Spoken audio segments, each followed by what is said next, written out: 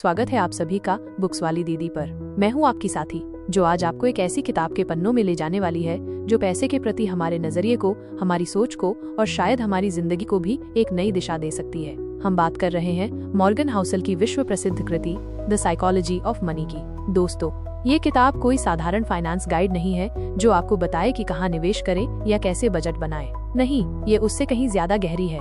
ये इंसान के मन और पैसे के बीच के जटिल, भावनात्मक और अक्सर अतार्किक लगने वाले रिश्ते की पड़ताल करती है। तो क्या आप तैयार हैं इस अद्भुत यात्रा के पहले पड़ाव के लिए? चलिए हम सब मिलकर इस किताब के पहले और मेरे विचार में सबसे मौलिक अध्याय को समझते हैं। हमारे पहले अध्याय का शीर्षक है नो वन्स क्रेजी। हिंदी में कहें तो कोई भी पागल नहीं है। शायद ये सुनकर आपको लगे कि ये कैसी बात हुई। पैसों के मामले में तो हम अक्सर लोगों को पागलपन भरी हरकतें करते देखते हैं। कोई अपनी सारी जमा पूंजी एक झटके में उड़ा देता है तो कोई छोटी छोटी खुशियों के लिए भी तरसता रहता है। लेकिन लेखक मॉर्गन हाउसल हमें एक बिल्कुल अलग दृष्टिकोण अपनाने को कहते हैं। उनका मानना है कि जब बात पैसे से जुड़े फैसलों की आती है तो वास्तव में कोई भी व्यक्ति पागल या मूर्ख नहीं होता।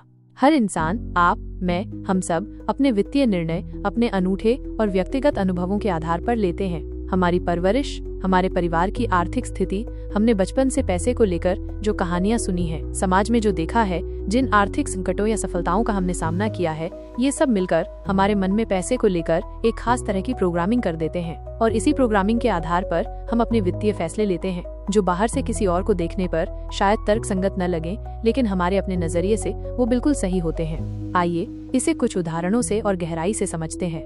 कल्पना कीजिए एक ऐसे व्यक्ति की जिसने अपना बचपन घोर गरीबी में बिताया हो, जिसने शायद कई रातें भूखे पेट सोकर गुजारी हों या अपने माता पिता को रोजमर्रा की जरूरतों के लिए संघर्ष करते देखा हो। उस बच्चे के मन पर पैसे की कमी का, अभाव का एक गहरा निशान बन जाता है। जब वो बड़ा होता है तो उसके लिए पैसे की सुरक्षा सबसे बड़ी प्राथमिकता बन जाती है। वो शायद छोटी छोटी रकम भी बहुत सहेज कर रखेगा, हर खर्च करने से पहले 100 बार सोचेगा। उसके लिए शेयर बाजार में निवेश करना, जहां पैसा डूबने का खतरा हो, एक भयानक सपने जैसा हो सकता है, चाहे कोई उसे कितना भी समझाए कि लंबे समय में इससे अच्छा रिटर्न मिलता है। उसकी नजर में बैंक में रखा हुआ थोड़ा सा पैसा या सोने में किया गया छोटा सा निवेश ज्यादा सुकून देने वाला होता है, क्योंकि उसने पैसे को खोने का डर बहुत करीब से महसूस किया है। क्या हम उसे डरपोक या अव्यावहारिक कह सकते हैं? शायद नहीं, क्योंकि उसके अनुभव उसे यही सिखाते हैं। अब एक दूसरा उदाहरण लेते हैं। एक ऐसा व्यक्ति जो एक समृद्ध व्यापारी परिवार में पैदा हुआ हो, जहां उसने हमेशा पैसे की प्रचुरता देखी हो,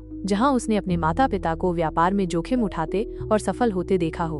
उसके लिए पैसा एक ऐसा साधन है जिसे और पैसा बनाने के लिए इस्तेमाल किया जाना चाहिए। वो शायद नए और जोखिम भरे वेंचर में निवेश करने से नहीं हिचकिचाएगा। उसके लिए फिक्स डिपॉजिट में पैसा रखना शायद पैसे को ब्लॉक करना जैसा लगे, क्योंकि उसने पैसे को तेजी से बढ़ते हुए देखा है। उसे शायद बचत करने वाले लोग कंजूस या जिंदगी का आनंद न लेने वाले लगे। क्या वो गलत है? अपने अनुभवों के आधार पर शायद वो भी सही है। लेखक हमें ये भी बताते हैं कि अलग अलग पीढ़ियों के लोगों का पैसे को लेकर नजरिया भी बहुत भिन्न हो सकता है। जिन लोगों ने 1930 के दशक की महामंदी, ग्रेट डिप्रेशन देखी थी, जब बैंक दिवालिया हो रहे थे और लोगों की जीवन भर की कमाई डूब गई थी, उनके लिए बैंकों पर भरोसा करना बहुत मुश्किल था। वो शायद अपने पैसे को गद्दे के नीचे या टिन के डिब्बे में रखना ज्यादा सुरक्षित समझते थे। आज की पीढ़ी जो डिजिटल बैंकिंग, यूपीआई और क्रिप्टो करेंसी के युग में जी रही है, उनके लिए ये सोच शायद हास्यास्पद लगे। लेकिन क्या उस पीढ़ी के लोग पागल थे? बिल्कुल नहीं। उनके अनुभवों ने उन्हें ऐसा सोचने पर मजबूर किया था। इसी तरह जिन लोगों ने 2000 का .com बबल फूटते देखा है या 2008 का वैश्विक वित्तीय संकट झेला है, उनका शेयर बाजार के प्रति नजरिया उन लोगों से अलग होगा जिन्होंने पिछले कुछ सालों में सिर्फ बाजार को ऊपर जाते ही देखा है। हर आर्थिक घटना हमारे सामूहिक और व्यक्तिगत मन पर एक छाप छोड़ जाती है। हमारी शिक्षा का स्तर, हम किस तरह की किताबें पढ़ते हैं, किस तरह के लोगों से मिलते जुलते हैं, ये सब भी हमारी वित्तीय सोच को प्रभावित करता है। एक व्यक्ति जो फाइनेंस की अच्छी समझ रखता है, वो शायद जटिल निवेश विकल्पों को भी समझ पाएगा, जबकि एक सामान्य व्यक्ति के लिए वो अबूझ पहेली हो सकते हैं। लेकिन इसका मतलब ये नहीं कि सामान्य व्यक्ति अपने पैसे के बारे में सोचता नहीं, वो बस अपने सीमित ज्ञान और अनुभवों के दायरे में रहकर सबसे बेहतर करने की कोशिश करता है। अक्सर हम दूसरों के वित्तीय फैसलों को देखकर तुरंत अपनी राय बना लेते हैं। अरे, उसने वो महंगी गाड़ी क्यों खरीद ली जबकि उसके पास घर भी नहीं है, या ये आदमी इतना पैसा कमाता है फिर भी इतने साधारण कपड़े पहनता है, कितना अजीब है। लेकिन हम ये भूल जाते हैं कि हम सिर्फ कहानी का एक छोटा सा हिस्सा देख रहे होते हैं। हमें उस व्यक्ति के पूरे जीवन के अनुभव, उसके डर, उसकी आकांक्षाएं, उसकी प्राथमिकताएं नहीं पता होती। हो सकता है महंगी गाड़ी खरीदने वाला व्यक्ति अपने बचपन में गाड़ी के लिए तरसा हो और उसके लिए वो गाड़ी सिर्फ एक वाहन नहीं बल्कि एक सपने का पूरा होना हो। और साधारण कपड़े पहनने वाला अमीर व्यक्ति शायद पैसे को दिखावे की चीज न समझकर उसे अपनी आजादी और सुरक्षा का माध्यम मानता हो। इस अध्याय का सबसे बड़ा सबक है सहानुभूति, एम्पैथी। ये हमें सिखाता है कि किसी और के वित्तीय जूतों में कदम रखे बिना हम उसके फैसलों को सही या गलत नहीं ठहरा सकते।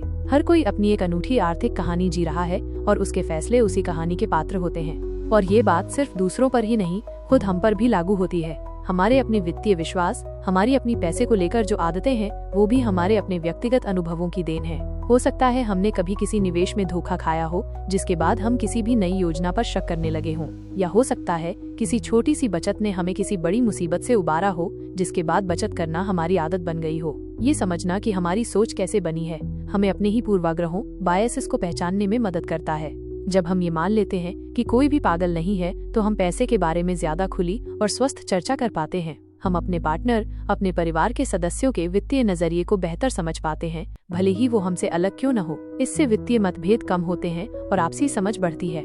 ये अध्याय हमें ये भी याद दिलाता है कि वित्तीय सलाह, फाइनेंशियल एडवाइस कभी भी वन साइज फिट्स ऑल नहीं हो सकती। जो सलाह एक व्यक्ति के लिए चमत्कार कर सकती है, वही दूसरे के लिए विनाशकारी साबित हो सकती है, क्योंकि दोनों के अनुभव, जोखिम सहने की क्षमता और जीवन के लक्ष्य अलग अलग होते हैं। इसलिए अगली बार जब आप किसी को पैसे से जुड़ा कोई ऐसा निर्णय लेते हुए देखें जो आपको समझ न आए या आपको अटपटा लगे, तो एक पल के लिए रुकें। उसे पागल या मूर्ख का लेबल लगाने से पहले ये सोचने की कोशिश करें कि आखिर कौन से अनुभव, कौन सी परिस्थितियां उसे इस तरह से सोचने और काम करने पर विवश कर रही होंगी।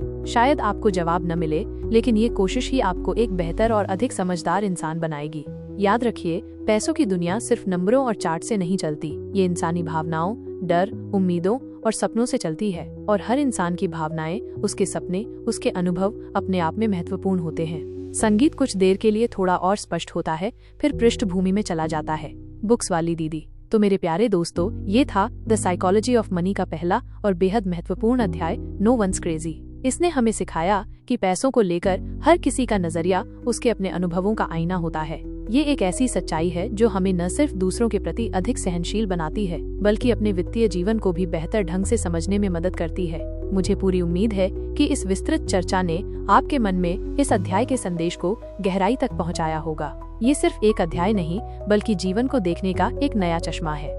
हम अपनी इस यात्रा को अगले एपिसोड में जारी रखेंगे, जहां हम बात करेंगे दूसरे अध्याय, लक एंड रिस्क, यानी किस्मत और जोखिम की। ये भी एक ऐसा विषय है जो हमारी वित्तीय सफलता और असफलता में अनपेक्षित रूप से बड़ी भूमिका निभाता है। तब तक के लिए खुद के और दूसरों के अनुभवों का सम्मान करते रहिए, सीखते रहिए और अपनी वित्तीय समझ को समृद्ध करते रहिए। अगर आपको बुक्स वाली दीदी की ये पेशकश मूल्यवान लग रही हो, तो इसे अपने प्रियजनों के साथ साझा करना न भूलें और हमारे चैनल को सब्सक्राइब करके हमारा मनोबल बढ़ाएं। आपके समय और ध्यान के लिए आपका बहुत बहुत धन्यवाद।